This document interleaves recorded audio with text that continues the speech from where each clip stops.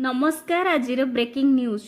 Behera Biju expressway रे Eicher गाड़ी धक्कार जड़े वृद्ध मृत्यु। कलाहांडी जिला Dharmagarh block Behera Biju expressway dhaba निकटरे आईचर गाड़ी धक्कार जड़े वृद्धंक मृत्यु होइथिबा जणा पड़िछि।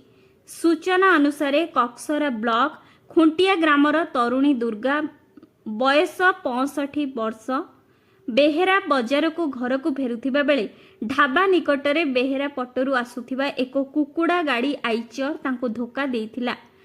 फलरे तांको सांगे सांगे आंबुलांस जोगे परला गोष्ठी स्वास्थ्य केन्द्र को निया जाइथिबा बेले डाक्तर तांको मृत्यु घोषणा करिसंती। गाड़ीर ड्राइवर और हेल्पर फेरार थिबा जणा पड़िछि। घटना स्थल रे कोक्सरा पुलिस पहुंची तदंत करुथिबा सूचना मिलिछि।